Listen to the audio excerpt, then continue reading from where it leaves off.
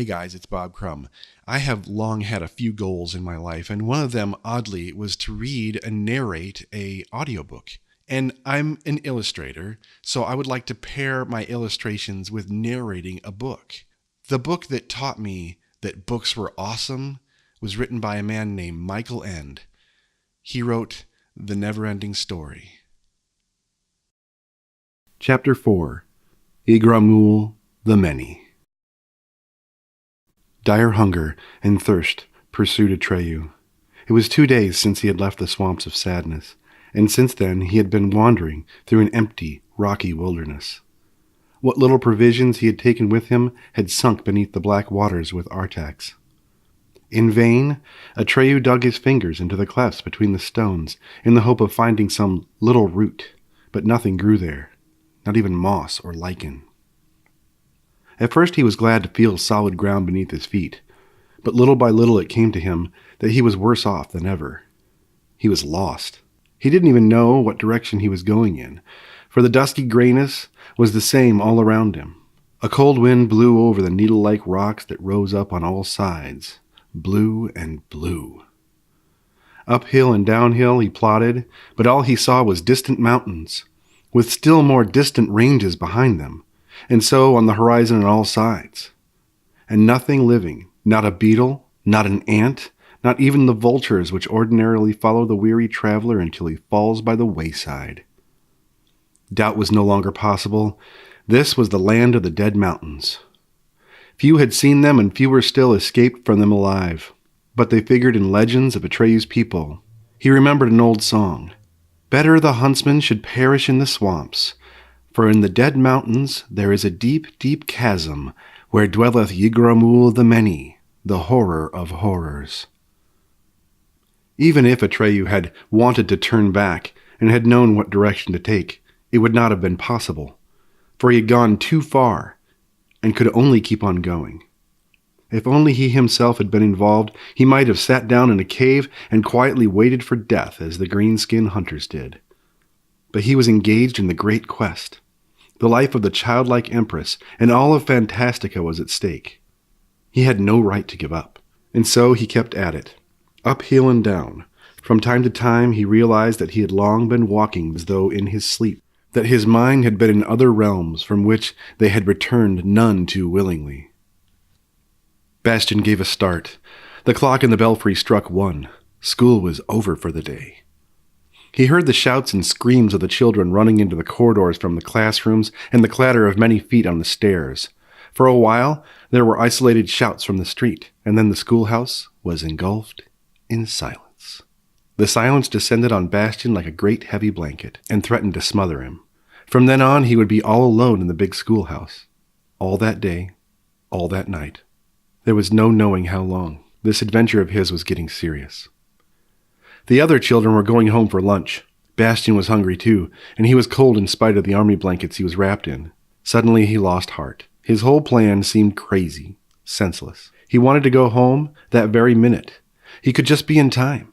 His father wouldn't have noticed anything yet. Bastian wouldn't even have to tell him he had played hooky.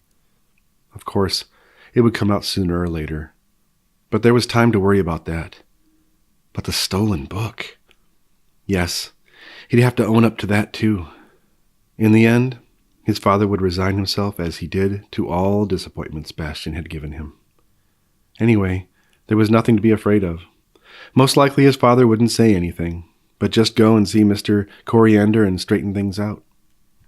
Bastian was about to put the copper-colored book in his satchel, but then he stopped. "No," he said aloud in the stillness of the attic. "Atreyu wouldn't give up just because things were getting a little rough. What I've started I must finish. I've gone too far to turn back, regardless of what may happen. I have to go forward." He felt very lonely. Yet there was a kind of pride in his loneliness. He was proud of standing firm in the face of temptation. He was a little like Atreyu after all. A time came when Atreyu really could not go forward. Before him lay a deep chasm. The grandiose horror of the sight cannot be described in words. A yawning cleft, perhaps a half-mile wide, twined its way through the land of the dead mountains. How deep it might be there was no way of knowing. Atreyu lay on a spur at the edge of the chasm and stared down into darkness which seemed to extend to the innermost heart of the earth. He picked up a stone the size of a tennis ball and hurled it as far as he could. The stone fell and fell until it was swallowed up in the darkness. Though Atreyu listened a long while, he heard no sound of impact. There was only one thing Atreyu could do, and he did it. He skirted the deep chasm. Every second he expected to meet the horror of horrors known to him from the old song. He had no idea what sort of creature this might be. All he knew was that its name was Igramul. The deep chasm twisted and turned through the mountain waste, and of course there was no path at its edge. Here, too, there were abrupt rises and falls, and sometimes the ground swayed alarmingly under Atreyu's feet. Sometimes his path was barred by gigantic rock formations, and he would have to feel his way, painfully, step by step around them. Or there would be slopes covered with smooth stones that would start rolling toward the chasm as soon as he set foot on them. More than once he was within a hairbreadth of the edge. If he had known that a pursuer was close behind him and coming closer by the hour, he might have hurried and taken dangerous risks. It was that creature of darkness which had been after him since the start of his journey. Since then, its body had taken on recognizable outlines. It was a pitch-black wolf the size of an ox. Nose to the ground, it trotted along, following Atreyu's trail through the stony desert of the Dead Mountains. Its tongue hung far out of its mouth, and its terrifying fangs were bared. The freshness of the scent told the wolf that its prey was only a few miles ahead. But suspecting nothing of his pursuer, Atreyu picked his way slowly and cautiously. As he was groping through the darkness of a tunnel under a mountain, he suddenly heard a noise that he couldn't identify, because it bore no resemblance to any sound he had ever heard. It was a kind of jangling roar. At the same time, Atreyu felt the whole mountain above him was trembling, and he had heard blocks of stone crashing down its outer walls. For a time he waited to see whether the earthquake, or whatever it might be, would abate. Then, since it did not, he crawled to the edge of the tunnel and cautiously stuck his head out. And then he saw. An enormous spider web was stretched from edge to edge of the deep chasm, and in the sticky threads of the web, which were as thick as ropes, a great white luck dragon was struggling, becoming more and more entangled as it thrashed about with his tails and claws. Luck dragons are among the strangest animals in Fantastica. They bear no resemblance to ordinary dragons, which look like loathsome snakes and live in deep caves, diffusing a noxious stench and guarding some real or imaginary treasure. Such spawn of chaos are usually wicked or ill-tempered. They have bat-like wings with which they can rise clumsily and noisily into the air as they spew fire and smoke. Luck dragons are creatures of air, warmth, and pure joy. Despite their great size, they are as light as a summer cloud, and consequently need no wings for flying. They swim in the air of heaven as fish swim in the water. Seen from the earth, they look like slow lightning flashes. The most amazing thing about them is their song. Their voice sounds like the golden note of a large bell, and when they speak softly, the bell seems to be ringing in the distance. Anyone who has ever heard this sound will remember it as long as he lives and tell his grandchildren about it. But the luck dragon Atreyu saw could hardly have been in a mood for singing. His long, graceful body with its pearly pink and white scales hung tangled and twisted in the great spiderweb. His bristling fangs, his thick, luxuriant mane, and the fringes of his tail and limbs were caught in the sticky ropes. He could hardly move. The eyeballs in his lion-like head glistened ruby red. The splendid beast bled from many wounds. For there was something else, something very big that descended like a dark cloud on the dragon's white body. It rose and fell, all the while changing its shape. Sometimes it resembled a gigantic, long-legged spider with many firing eyes and a fat body encased in shaggy black hair. Then it became a great hand with long claws that tried to crush the luck dragon, and in the next moment it changed into a giant scorpion, piercing its unfortunate victim with its venomous sting. The battle between the two giants was fearsome. The luck dragon was still defending himself, spewing blue fire that singed the cloud monster's bristles. Some came whirling through the crevices in the rock, so foul-smelling that Atreyu could hardly breathe. Once the luck dragon managed to bite off one of the monster's long legs. But instead of falling into the chasm, the severed leg hovered for a time in midair, then returned to its old place on the black, cloudy body. And several times the dragon seemed to seize one of the monster's limbs between its teeth, but bit into the void. Only then did Atreyu notice that the monster was not a single, solid body, but made up of innumerable, small, steel-blue insects, which buzzed like angry hornets. It was their compact swarm that kept taking different shapes. This was Yggdrasil, and now Atreyu knew why she was called the Many. He sprang from his hiding place, reached for the gem, and shouted at the top of his lungs, "Stop! In the name of the childlike empress, stop!" But the hissing and roaring of the combatants drowned out his voice. He himself could barely hear it. Without stopping to think, he set his foot on the sticky ropes of the web, which started swaying beneath him as he ran. He lost his balance, fell, clung by his hands to keep from falling into the dark chasm, pulled himself up again, caught himself in the ropes, fought free, and hurried on. At last, Yggdrasil sensed that something was coming toward her. With the speed of lightning, she turned around, confronting Atreyu with an enormous steel-blue face. Her single eye had a vertical pupil which stared at Atreyu with inconceivable malignancy. A cry of fear escaped Bastian. A cry of terror passed through the ravine and echoed from side to side.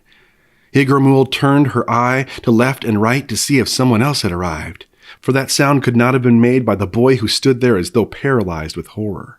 Could she have heard me cry? Bastian wondered in alarm. But that's not possible. And then Atreyu heard Yggdrasil's voice. It was very high and slightly hoarse, not at all the right kind of voice for that enormous face. Her lips did not move as she spoke. It was the buzzing of a great swarm of hornets that shaped itself into words. 2 legs, Atreyu heard. Years upon years of hunger, and now 2 tasty morsels at once. A lucky day for Yggdrasil. Atreyu needed all his strength to keep his composure. He held the gem up to the monster's one eye and asked, "Do you know this emblem?" Come closer, 2 legs, buzzed the many voices. Yggdrasil doesn't see well. Atreyu took one step closer to the face. The mouth opened, showing innumerable glittering feelers, hooks, and claws in the place of a tongue. Still closer, the swarm buzzed. He took one more step, which brought him near enough to distinguish the innumerable steel insects which whirled around in seeming confusion. But the face as a whole remained motionless. "I am Atreyu," he said. "I have come on a mission from the childlike empress." "Most inopportune," said the angry, buzzing after a time. "What do you want of Yggdrasil? As you can see, she is very busy." "I want this luck dragon," said Atreyu. "Let me have him." "What do you want him for, Atreyu 2 legs? "I lost my horse in the swamp of sadness. I must go to the southern oracle because only Uyulala can tell me who can give the childlike empress a new name. If she doesn't get one, she will die, and all Fantastica with her. You too, Yggdrasil." "Ah," the face drawled. "Is that the reason for all the places where there is nothing?" "Yes," Atreyu said. "So you too know of them. But the southern oracle is too long a journey for a lifetime. That's why I'm asking you for this luck dragon. If he carries me through the air, I may get there before it's too late." Out of the whirling swarm that made up the face came a sound suggesting the giggling of many voices. "You are wrong, Atreyu 2 legs. We know nothing of the Southern Oracle, and nothing of Uyulala, but we do know that this dragon cannot carry you. And even if he were in the best of health, the trip would take so long that the childlike empress would die of her illness in the meantime.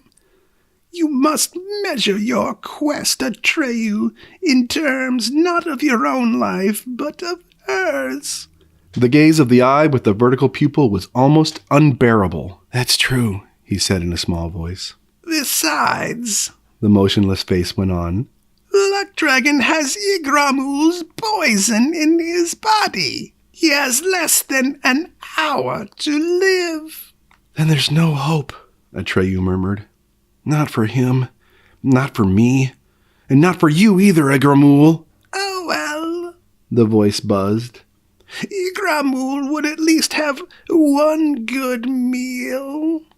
But who says it's Igramul's last meal? She knows a way of getting you to the Southern Oracle in a twinkling. But the question is, will you like it? What is the way? That is Igramul's secret. The creatures of darkness have secrets too, Atreyu Two-Legs. Igramul has never revealed hers. And you two must swear you'll never tell a soul, for it would be greatly to Igramul's disadvantage if it were known. Yes, greatly to her disadvantage. I swear.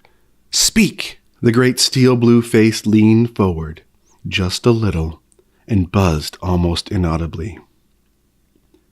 You must let Igramul bite you. Atreyu shrank back in horror. Igramul's poison, the voice went on, kills within an hour, but to one who has it inside him, it gives the power to wish himself in any part of Fantastica he chooses. Imagine if that were known, all Igramul's victims would escape her. An hour? Cried Atreyu. What can I do in an hour? Well, buzzed the swarm, at least it's more than all the hours remaining to you here. Atreyu struggled with himself. Will you set the luck dragon free if I ask it in the name of the childlike empress? He finally asked. No, said the face. You have no right to ask that of Igramul, even if you are wearing Orin, the gem. The childlike empress takes us all as we are. That's why Igramul respects her emblem. Atreyu was still standing with bowed head. Igmarul had spoken the truth. He couldn't save the white luck dragon. His own wishes didn't count. He looked up and said, Do what you suggested. Instantly, the steel-blue cloud descended on him and enveloped him on all sides. He felt a numbing pain in the left shoulder. His last thought was, To the Southern Oracle. Then the world went black before his eyes. When the wolf reached the spot a short time later, he saw the giant spiderweb, and there was no one in sight. There the trail he had been following broke off, and try as he might, he could not find it again. Bastian stopped reading. He felt miserable, as though he himself had Yggdrasil's poison inside him. Thank God I'm not in Fantastica, he muttered. Luckily such monsters don't exist in reality. Anyway, it's only a story. But was it only a story? How did it happen that Igramul, and probably Atreyu as well, had heard Bastian's cry of terror? Little by little, this book was beginning to give him a spooky feeling. Thanks guys for watching and listening to the end. I hope you're enjoying this as much as I am. If you are, consider hitting the thumbs up to show your support. If you're interested in further support, hit the subscribe button to see more. I try to maintain a weekly release. If you hit the bell, YouTube will give you a notification so you can catch the next chapter as soon as it comes out. And remember to hit the share button. And lastly, create. Create something, especially if it's a better day for someone else.